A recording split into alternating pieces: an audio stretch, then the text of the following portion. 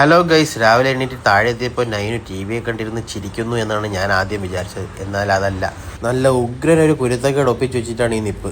എവിടുന്നോ കുറച്ച് മണ്ണൊപ്പിച്ച് ഒരു പാത്രത്തിൽ കൊണ്ടിട്ട് നന്നായിട്ട് കുഴച്ച് ചെളിയാക്കി അവിടെ മൊത്തവും വാരി തേച്ച് വൃത്തികേടാക്കിക്കൊണ്ടിരിക്കുകയാണ് നൈനു. ഇനി ലവള് പഠിക്കാൻ പോയിട്ട് വരുമ്പോൾ ഇതിൻ്റെ എല്ലാം ഭവിഷ്യത്ത് ഞാൻ വേണം അനുഭവിക്കാൻ. ഇത്രയൊക്കെ കാണിച്ചു കൂട്ടിച്ചിട്ട് ആ നിഷ്കളങ്കമായ ചിരി കണ്ടില്ലേ. അങ്ങനെ വൈകുന്നേരം ജിമ്മിലേക്ക് പോയി ഇറങ്ങിയപ്പോൾ നൈനുവിന് കോഫി കേക്സിൽ പോകണമെന്ന് ഭയങ്കര വാശി. അങ്ങനെ അവിടെ പോയി കഴിച്ചതിന് ശേഷം നേരെ വീണ്ടും ജിമ്മിലേക്ക്.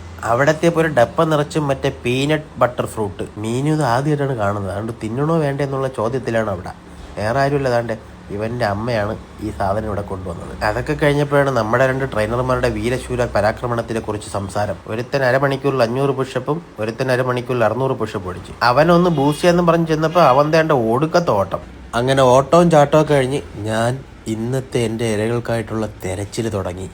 അങ്ങനെ തിരഞ്ഞെടുത്ത 2 പേരിൽ സാറ്റിസ്ഫാക്ഷൻ കണ്ടെത്തിയിട്ട് ഞാൻ നേരെ നോക്കിയപ്പോൾ ദേണ്ടടാ മീന് ഒരേ പഠിത്തം. PSC എഴുതി സർക്കാർ ജോലി വാങ്ങിച്ചിട്ട് ഞാനിനി അടങ്ങുമെന്ന വാശിയിലാണ് മീനു.